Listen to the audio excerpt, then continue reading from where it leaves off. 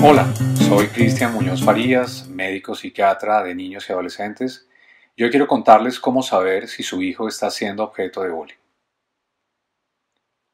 Como padres somos conscientes que el fenómeno del bullying es cada vez más recurrente en los colegios y que con el advenimiento de las redes sociales se ha potenciado este impacto con severas consecuencias emocionales a corto y largo plazo para nuestros hijos. De igual forma, es trascendental y parte del crecimiento tener circunstancias y experiencias sociales dolorosas o difíciles. Aprender a recuperarse de estas situaciones e interacciones nos permiten incorporar habilidades y herramientas importantes que nuestros hijos deben aprender.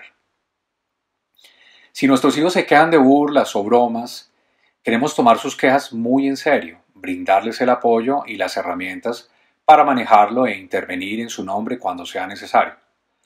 Pero no queremos enseñarles que cada experiencia negativa con sus compañeros es una forma de bullying o intimidación.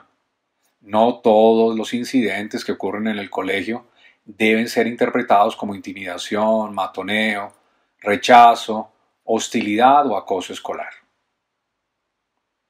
¿Cuándo las burlas o el acoso se convierten en bullying? Primero, cuando hay una diferencia de poder. El acoso es realizado por alguien en una posición de dominio. Puede ser en forma de fuerza física o popularidad y está dirigido a alguien que se percibe como menos poderoso. Segundo, cuando hay intención de causar daño. La intimidación puede tomar la forma de un ataque físico o verbal, hacer amenazas, difundir rumores o excluir a alguien de un grupo a propósito. Esto no es inadvertido. Tercero, cuando se repite. El comportamiento de intimidación es un patrón continuo de acciones hostiles o abusivas dirigidas al niño, que es el objetivo. Y finalmente, cuarto, cuando causa daño. El comportamiento se convierte en intimidación cuando afecta el bienestar o el funcionamiento del niño al cual se dirige. Si su hijo le informa que ha sido intimidado, mi recomendación es que se lo tome muy en serio. Es mejor pecar por exceso que por defecto, porque de lo contrario podemos herir sus sentimientos con algo que puede que desestimemos, pero para ellos es significativo y trascendental. Por eso es muy valioso escucharlos y expresar empatía sin tratarlos como si fueran frágiles, generar un ambiente de confianza que les permita visualizar que pueden resolver este problema. Lo que no podemos hacer es expresar rabia e ira, perder la cordura y exteriorizar que de inmediato vamos a ir al colegio, llamar a los padres del menor involucrado sin hacer un filtro de lo ocurrido, empoderarlos y fomentar autonomía para que se encarguen de la situación los alienta a abrirse y optimizar sus estrategias de resolución de conflictos. Desde el punto de vista médico, ¿cuáles son los signos o síntomas que pueden ser señales de alarma para identificar que está siendo objeto de bullying? Cambios en el estado de ánimo, tristeza, irritabilidad, ansiedad, dificultad para hacer amigos, aislamiento, cambios súbitos en el rendimiento académico, excusas para no ir al colegio, cambios neurovegetativos en el apetito, concentración, sueño, baja de peso, la presencia de heridas en el cuerpo o hematomas, entre los más frecuentes que podemos encontrar. Ahora revisemos las estrategias de cómo manejar el bullying. Una vez que hayamos preguntado a nuestros hijos apropiadamente lo que sucedió, quisiera darles algunos consejos que seguro les ayudarán a manejar mejor la situación. Mantengamos la calma sobre todas las cosas. Es importante estar tranquilos e implementar una actitud de comprensión y atención, transfiriéndoles seguridad, serenidad, ecuanimidad, equilibrio y mucha tranquilidad. Practiquemos la empatía. Es clave enseñarles a nuestros hijos ponerse en los zapatos de los otros. No hagas a nadie lo que no quieres que te hagan. Refuerza su autoestima.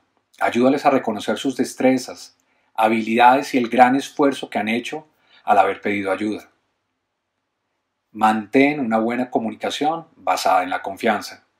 Esto facilitará que nuestros hijos acudan a nosotros en caso de recibir algún contenido o invitación que le provoque malestar o desagrado.